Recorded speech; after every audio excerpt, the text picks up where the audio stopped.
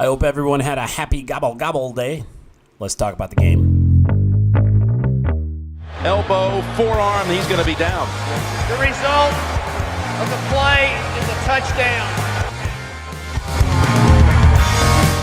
And then the flag that was thrown on this was picked up.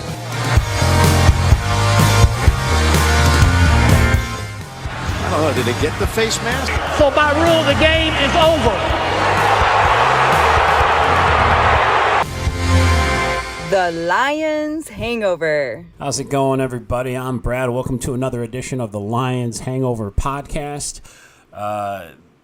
This week, the Detroit Lions took on the Buffalo Bills, and they lost on Thanksgiving in front of the national crowd. The final score was 28-25. Overall, it was a pretty solid game. I don't think anybody anticipated the Lions being able to hang in there as well as they did against the Buffalo Bills. The Buffalo Bills were 7-3 coming in, and of course the Lions were 4-6. They were just one game away from becoming 5-6. That's how math works. Pretty good at that. Overall, it was a fun, exciting game. Outside of the halftime show, that was crazy. Lots of Buffalo Bills fans. I would say it was at least. It seemed like 40% full. Ford Field was of Buffalo Bill fans. So that was it was kind of frustrating. Lions fans, you got to step it up and come to some games.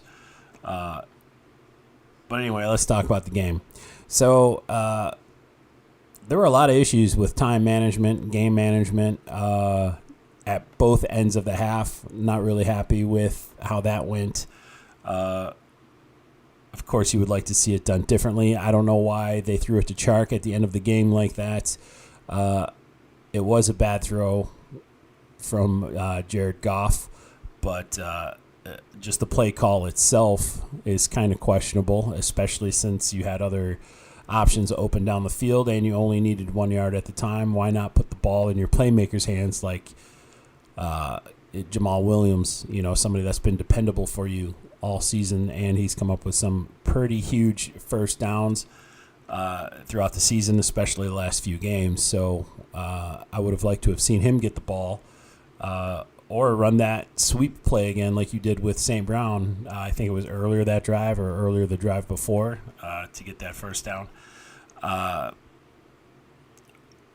Overall, Williams had a solid day. He carried the ball 18 times for 66 yards. He was our leading receiver. DeAndre Swift ran the ball 5 times for 19 yards. They still seem to be sort of taking it easy on him. I don't know exactly what their game plan is with him. He looks like he's ready to play, though. I really like the play that they said his knee was down, but the amount of energy that he had pushing the ball into the end zone, I was really impressed with that. You could tell he was hungry for a touchdown. He really wanted to get into the end zone. It was just he was looking like Jamal Williams there. It was just powering his way straight up, and into the end zone, and he was just pushing those guys back. It's just too bad that he got too low to the ground and his knee touched the turf. Amon-Ra St. Brown, he led the team with receptions. He just continues to perform. He had 9 receptions for 122 yards and a touchdown.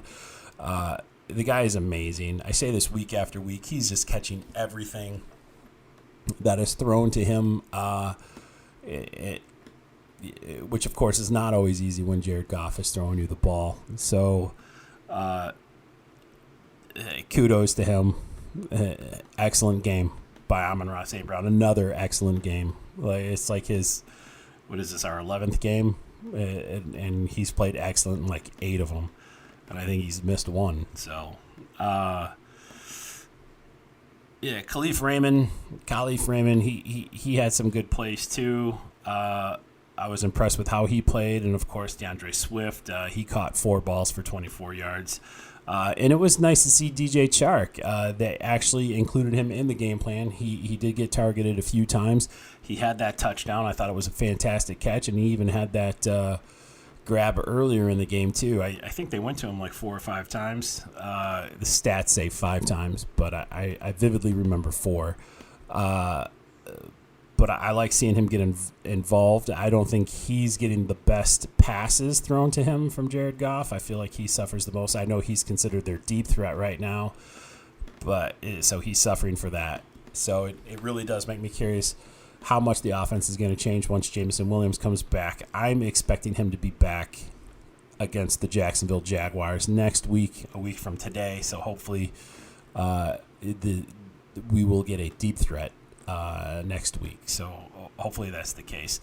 But I got to keep harping on Jared Goff. It just seems like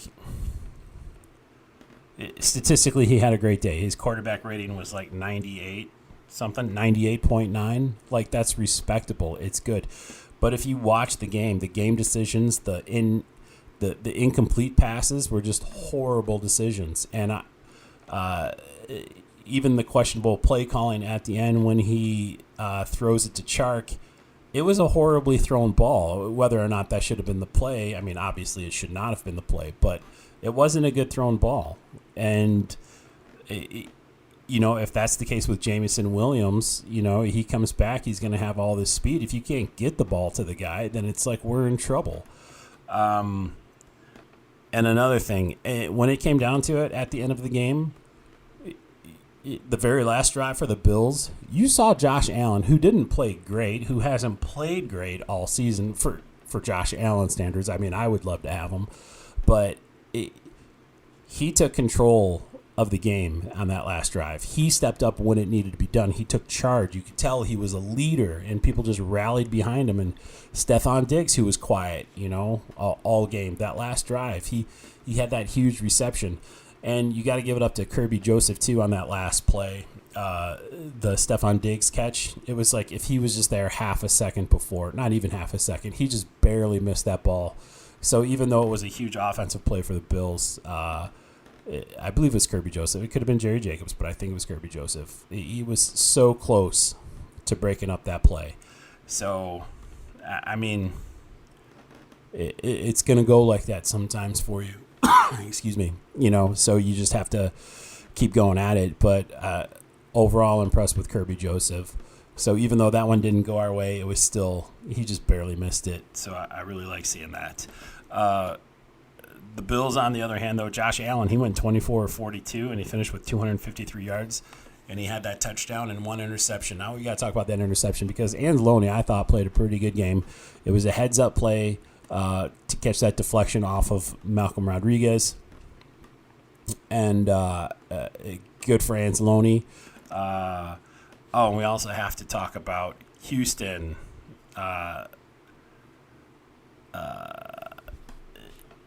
James Houston, his very first NFL game, the guy gets 2 sacks and he gets a fumble recovery. So is rookie. He played at Jackson State. I mean, the dude was drafted by Brad Holmes, and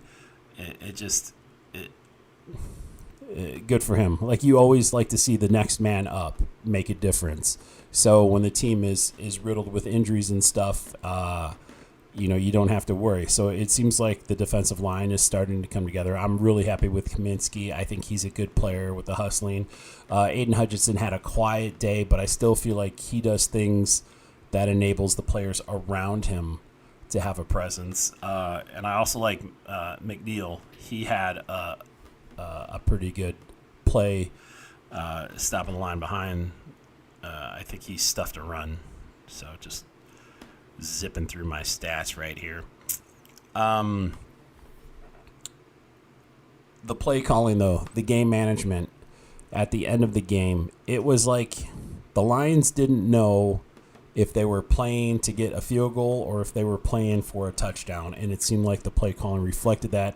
The game management reflected that. They should have called so many timeouts. It's like, why are you letting the clock run out? You got 3 timeouts, but it turns out they should have let the clock run out more because they left too much time on the clock for Josh Allen and Stephon Diggs to get into field goal position. And then what's up with Jim Nance? Jinxon Badgley, the Money Badger, who apparently trademarked the Money Badger. I didn't know that. I thought that was just a funny nickname. But yeah, he trademarked the Money Badger. So That was one of the worst. I'm not really a superstitious person, but that was one of the worst flat-out jinxes that I've ever seen. So you always got to wait until the kicker makes the kick, and then you say, he hasn't missed a kick since signing on with the Lions. But that wasn't the case. And he even called it. He's like, I don't want to hear about jinx, broadcaster jinx. Michael Badgley, he hasn't missed a kick yet, and then he kicked the ball, and yeah, I mean, but that wasn't a game. Well, no, it wasn't a game-deciding missed extra point, so I guess it really doesn't matter. But it was still frustrating. I couldn't believe that it happened. That was actually kind of shocking, and it was something I missed because I was at the game, but I was able to watch the broadcast just a little bit ago and get caught up on it, and I couldn't believe that it happened. I saw a little bit of something on Twitter about it, but I wasn't quite sure what that was about. But it definitely was a blatant jinx by Jim Nantz, so that was pretty bad. I'm going to go ahead and say something that I would not have said the last 3 weeks, but I think Thanksgiving was the first time that we legitimately missed TJ Hawkinson. I wasn't overly impressed with James Mitchell or Brock Wright. Mitchell did have that one catch for 22 yards, but he only had one target. Brock Wright had 3 targets and 2 catches. The one of them was a bad throw. It was a rollout by Jared Goff. And he threw on the run, and it kind of hit Brock right in the hips. And technically, you're supposed to catch that, but it was kind of a poorly thrown ball at the same time. So I think technically it's Brock Wright's fault, but I would, of course, blame Jared Goff. I'll tell you something I did like about Jared Goff was they did use him in the quarterback sneak. I'm a big fan of him scrambling. I don't think he's a great scrambler, but it's just another, if he can do it, it's just another weapon for him, and I think that would actually help his passing game. I know I hate on Jared Goff a lot, and it's not that I hate Jared Goff, it's just that I want him to do better. I expect him to do better. But he struggles with the deep ball. He cannot throw that ball over 15 yards. It's so rare. Any of the long passes are usually like 14 yards, and then the receiver breaks it for another 10 or something like that. That's usually our luck. I've seen some video clips of what Jared Goff used to be able to do, but of course I could probably edit a little 10-second video of me throwing dimes too when I was a kid. So I've never seen a quarterback regress so much. And if I were the Lions, I would be picking a quarterback with one of my first 2 picks. So, but we'll talk about that later in the season when it's more appropriate to talk about where we'll be drafting and stuff. I'm not a big fan of mock drafts, but I understand them. It is fun, but I think there's a certain time of the season that you should do it, and it definitely isn't week 12, especially when the draft order isn't cemented yet. So, but I think once the draft order is cemented, I think that's the time for mock drafts. Until then, it's just too wacky. So next week, the Lions play the Jacksonville Jaguars, who are currently 3-7. They're 3rd in the AFC South, and they're currently playing Baltimore. And Baltimore was beating them 12-10 last time I saw. This should be an easy win for the Lions. I've got them winning the next 5 games. If you look at my season predictions, I see no reason why they can't win the next 5 games. The next game I have them losing is against Green Bay in Green Bay, the very last game of the season. Of course, they could very easily win that game and lose to Minnesota, but I feel like they were so close to beating Minnesota in Minnesota last time that they should be able to handle the Vikings when they come to town in a couple weeks. But let's talk about the Jacksonville Jaguars. They're 3-7. They might be building towards something great, but they're struggling right now. They're not a great passing team, regardless of having Trevor Lawrence. I'm not a big Trevor Lawrence fan. I don't think he's the real deal. But they've only thrown for 2,300 yards this season, which is just over 200 yards a game. I don't know what they've done so far, like I said, in this game against Baltimore, so we'll have to see about that.